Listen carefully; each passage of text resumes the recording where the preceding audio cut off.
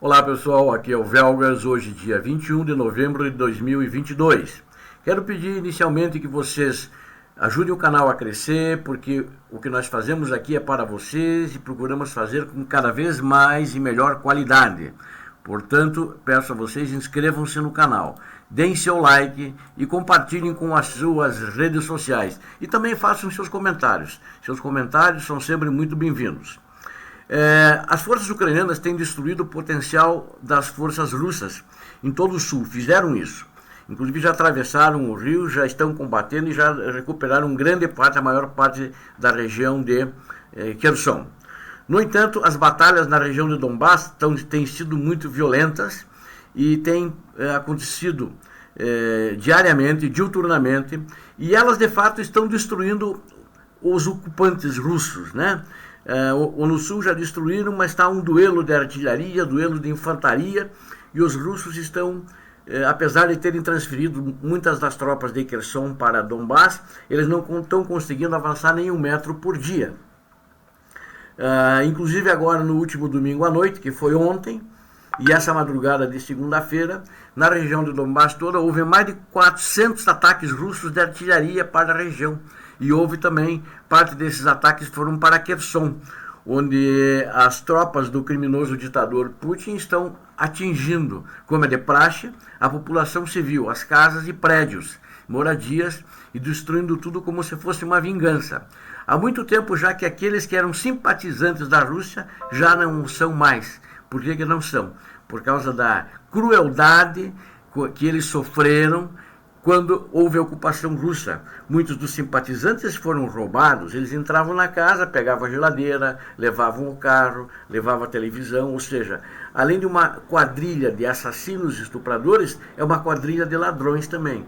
É isso que as forças russas, comandadas pelo ditador Putin, mostraram que são. E elas estão priorizando nesses bombardeios, além de priorizar as posições de não priorizar as posições defensivas ucranianas. Acho que a artilharia deles não é uma artilharia de precisão, estão destruindo as áreas civis. É isso que efetivamente eles estão fazendo, o que é uma pena. É uma pena porque a Ucrânia, a população civil, está sofrendo muito.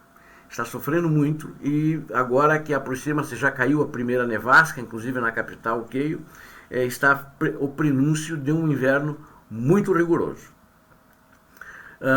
Mas por que eu digo que o Putin está trazendo caos, né? Afinal, onde que ele está, né? Porque ele mudou um pouco a estratégia dele em relação ao alto comando militar. Quando o alto escalão, se vocês notarem, quem assistiu e mesmo eu divulguei, o alto escalão militar da Rússia anunciou numa aparição, inclusive foi televisionada, né, que eles estavam retirando as tropas da cidade-chave de Kherson, no sul da Ucrânia. Um homem que estava desaparecido na sala era o presidente Vladimir Putin. Antes era a presença muito notada nos anúncios da guerra, falando com generais, dava ordens para os coronéis lá na linha de frente. Enquanto isso, o ministro da Defesa Sergei Shoigu e o general Sergei Surovikin, comandante-chefe da Rússia na Ucrânia, recitavam rigidamente as razões para a retirada em frente das câmaras em 9 de novembro. Putin estava visitando um hospital nesse momento neurológico em Moscou, assistindo a um médico realizar uma cirurgia no cérebro, ou seja, parecia que não era com ele o que estava acontecendo lá. Mais tarde naquele dia, Putin foi em outro evento onde ele fez um discurso, mas não mencionou a retirada de Kherson. Ou seja, parecia que estava num outro mundo, a guerra já não existia mais para ele. Sem dúvida foi a retirada mais humilhante da Rússia na Ucrânia até agora. Mais humilhante do que ele estiver naquela correria, fuga desabalada, com as calças nas mãos, lá da região de Kharkiv. Nos dias que se seguiram, ele não comentou publicamente nada sobre o tema. O silêncio de Putin ocorre no momento em que a Rússia enfrenta crescentes reveses em quase 9 meses de combate. O líder russo, parece ter delegado a entrega de más notícias a outros, uma tática que ele usou durante a pandemia do coronavírus, vejam bem. E no coronavírus ele ignorou o coronavírus, nunca falou com uma ameaça, nunca fez nada. Quando ele falava do coronavírus, ele falava com o presidente da Argentina, com o presidente do Brasil, de outras nações onde ele mantinha boas relações, para tentar vender vacina. Kherson era uma cidade uma importante porta de entrada para a Península da Crimeia por meses, né? Eles estiveram lá e perderam essa porta, não tem mais.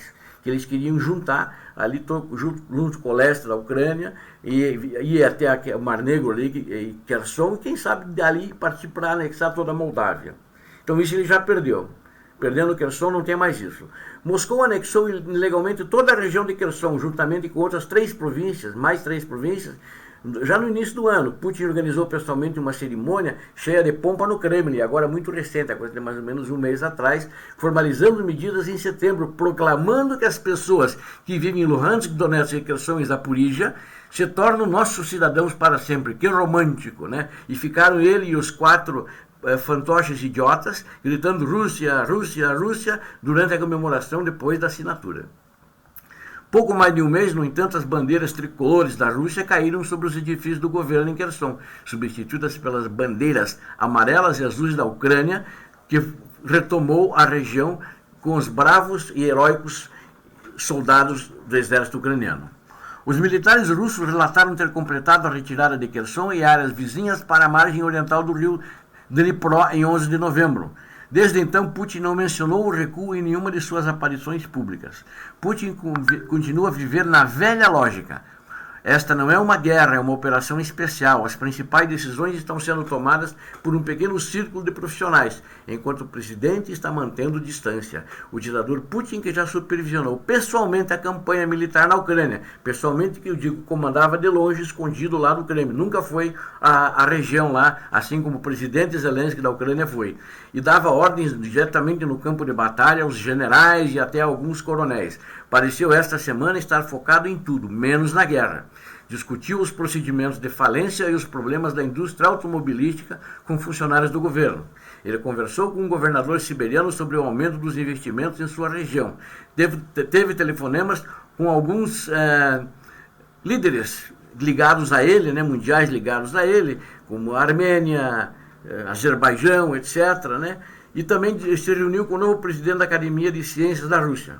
Na terça-feira, Putin presidiu uma videoconferência sobre memoriais da Segunda Guerra Mundial. Este era o dia em que se esperava que ele falasse na cúpula do Grupo dos 20 na Indonésia, mas ele nem sequer apareceu lá, né? E mandou o ministro dele de Relações Exteriores, Sergei Lavrov, que chegou a ter uma ameaça de um infarto lá, inclusive foi hospitalizado rapidamente para ser tratado desse problema.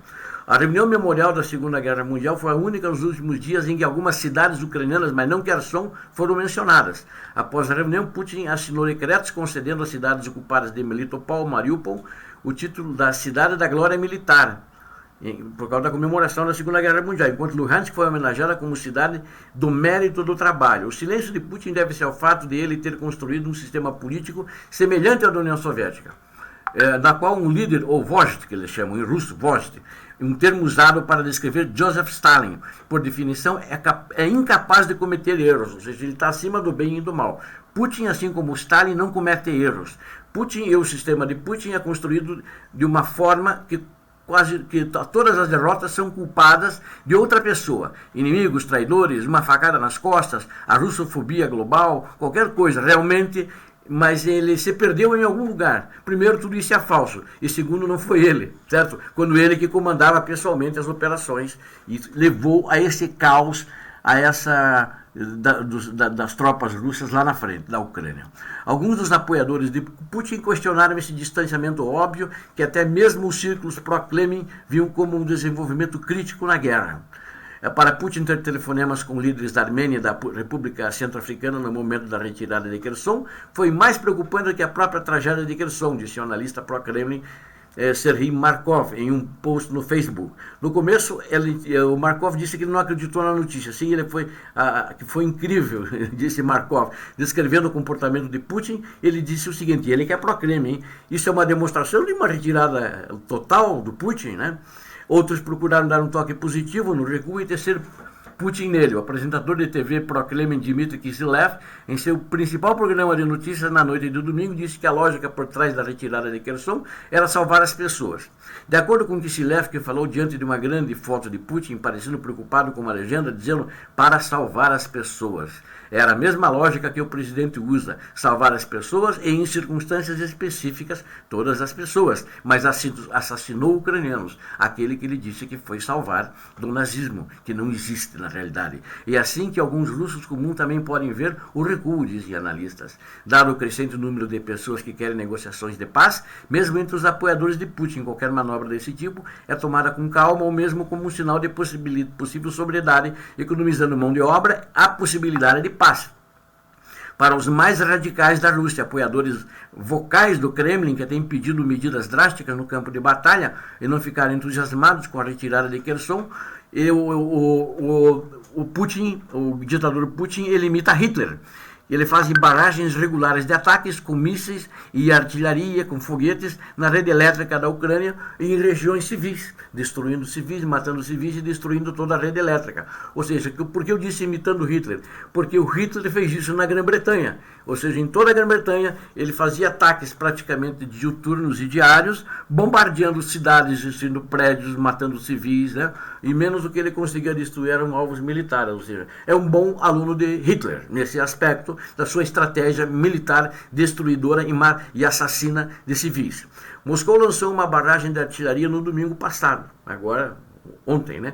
Com cerca de 400 ataques de artilharia e drones disparados contra alvos de toda a Ucrânia. Foi o maior ataque até hoje, que inclusive atacou a rede elétrica do país e mergulhou milhões na escuridão. Já desde o domingo passado que estão vindo esses ataques, não só os de ontem, né?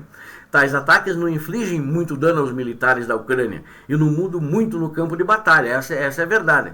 Mas é necessário criar uma imagem de vождь, né, de líder vitorioso, né, que ele faria o vождь, né, que ele não, é acima do bem e do mal, que ele não era. Os generais eram, ele não era. Por isso é necessário realizar algum tipo de ataque militar e gritar sobre esses ataques militares, né, em voz alta, que está tendo vitória. E é o que eles estão fazendo isso aí, na minha opinião.